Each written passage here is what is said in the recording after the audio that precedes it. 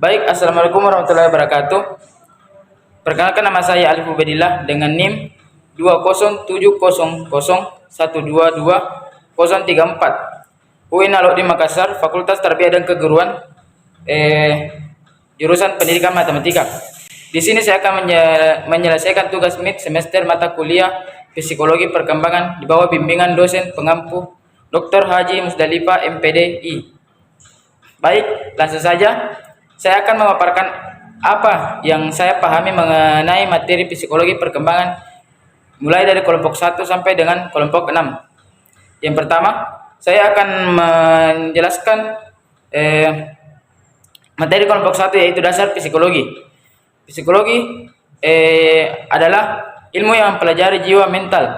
Psikologi itu tidak mempelajari jiwa mental secara langsung karena psikologi itu bersifat abstrak, tetapi psikologi membatasi pada manifestasi dan ekspresi jiwa mental, yakni berupa tingkah laku dan proses atau kegiatannya.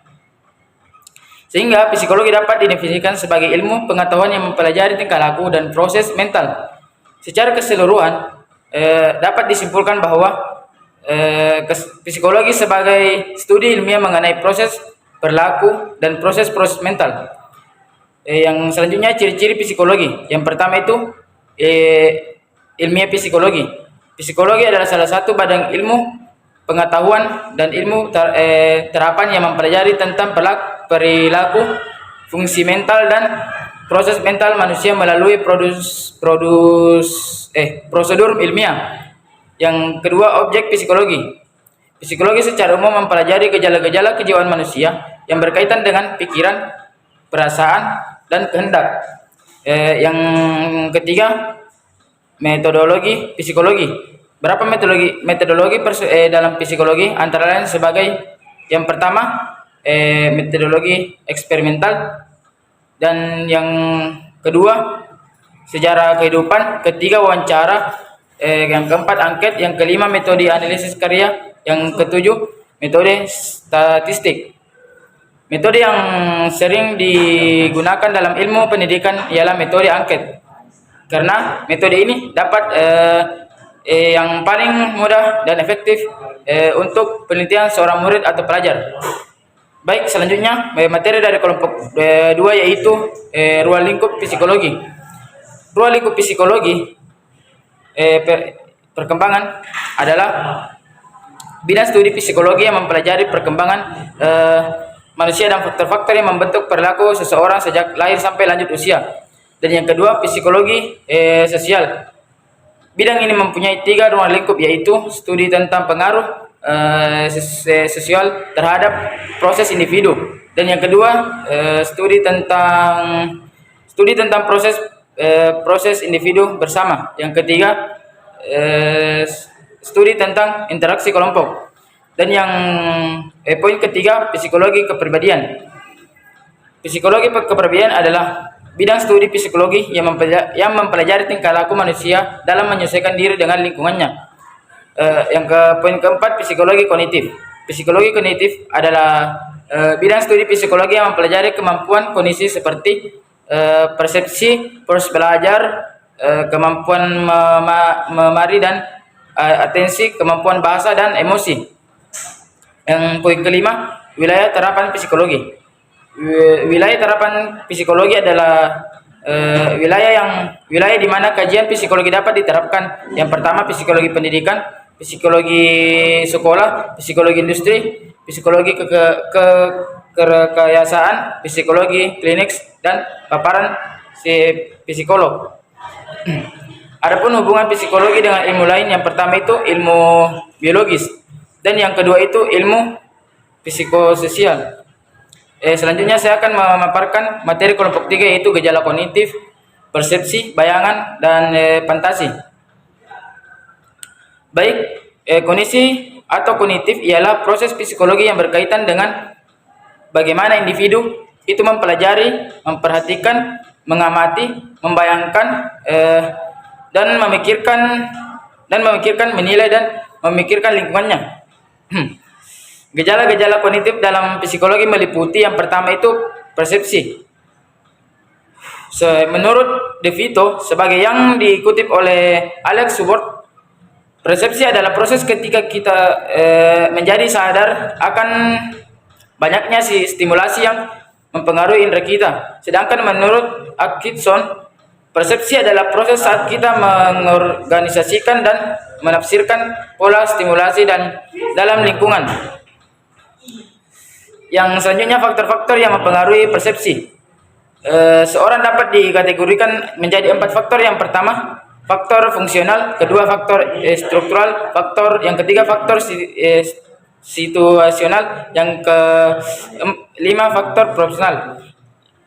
Poin kedua, bayangan. Istilah bayangan sering juga disebut pula istilah tanggapan. Bayangan atau tanggapan sendiri adalah gambaran ingatan dari pengamatan. Tipe-tipe bayangan atau tanggapan yaitu bayangan edited dan bayangan pengiring.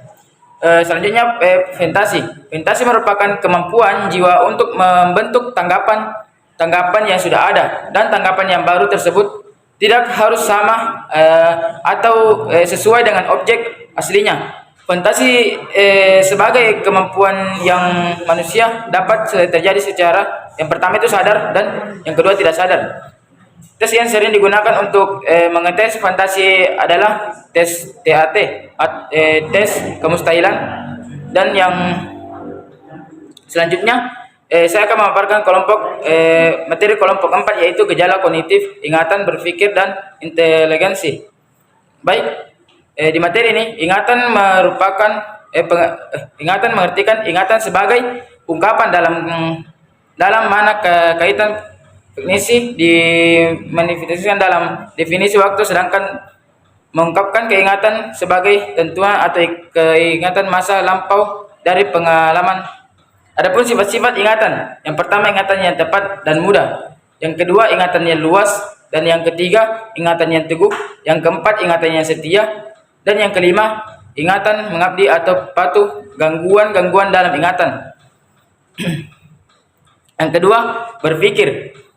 Berpikir ialah gejala yang dapat menetapkan hubungan-hubungan antara pengetahuan kita. Berpikir adalah suatu proses dialektis yang artinya selama kita berpikir, pikiran kita akan mengadakan tanggung jawab dan pikiran dengan pikiran kita untuk dapat melakukan hubungan-hubungan antara pengetahuan kita itu dengan cepat. Secara umum, proses berpikir akan menimbulkan kegiatan jiwa berupa bentuk pengertian, bentuk pendapat, bentuk kesimpulan. Dan yang ketiga, inteligensi. Inteligensi adalah kesanggupan rohani untuk menyesuaikan diri kepada situasi yang baru dengan menggunakan berpikir menurut tujuan. Seseorang dapat dikatakan berbuat inteligen kalau dalam situasi tertentu ia dapat berbuat dengan cara-cara yang tepat. Teori-teori tentang inteligensi yaitu teori unik faktor, teori unik faktor, teori two faktor, teori multifaktor, teori mental ability, dan teori sampling. Adapun faktor-faktor yang mempengaruhi inteligensi adalah pembawaan, kematangan, pembentukan, minat, dan pembawaan khas serta kebebasan. Baik, selanjutnya saya akan menjelaskan materi kelompok 5, yaitu gejala konasi dan gejala efeksi. Pengertian gejala konasi secara bahasa. Konasi dapat disamakan dengan kehendak atau hasrat. Secara istilah, kekuatan yang sadar akan hidup dan menciptakan suatu yang berdasarkan perasaan dan pikiran. Pembagian gejala konasi. Yang pertama, konasi hasrat yang berpusat dengan kejasmanian, dan yang kedua, konasi hasrat yang berpusat pada psikologi atau pembuatan kemauan. Pengertian gejala efeksi. Gejala efeksi adalah sebuah perasaan. Setiap orang memiliki cerminan hati yang terpencar dalam perasaan yang bisa menjadi lebih dan bisa jadi tidak lebih. Yang contohnya itu emosi, dan yang kedua itu perasaan. Kemudian selanjutnya kelompok terakhir yaitu kelompok 6, yang materinya itu adalah konsep dasar psikologi perkembangan. Di sini definisi psikologi perkembangan berasal dari bahasa Yunani yang artinya yang artinya jiwa, dan logos berartinya ilmu pengetahuan. Jadi secara ilmu yang mempelajari tentang jiwa, baik mengenai ke gejala, proses maupun latar belakangnya. Ruang lingkup psikologi perkembangan. Berdasarkan ruang lingkup dan objek yang diteliti, maka psikologi dapat dibagi menjadi dua bagian. Yang pertama itu psikologi umum, yaitu ilmu yang mempelajari gejala-gejala kejiwaan manusia dewasa yang normal dan beradab. Kedua, psikologi khusus, yaitu ilmu yang mempelajari sifat-sifat khusus dari gejala-gejala kejiwaan manusia. Di sini juga saya akan menjelaskan tentang prinsip-prinsip psikologi perkembangan. Ada beberapa prinsip psikologi perkembangan. Yang pertama itu tipe-tipe perubahan. Yang kedua, pertumbuhan fisik. Yang ketiga, karakteristik perkembangan. Dan yang keempat, perbedaan individu. Dan yang kelima, perkembangan bersifat periodik. Dan yang keenam, terdapat tugas perkembangan dalam setiap periode. Mungkin itulah yang saya dapat sampaikan.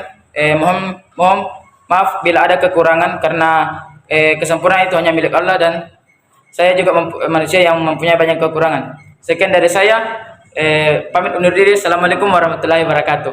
Waalaikumsalam.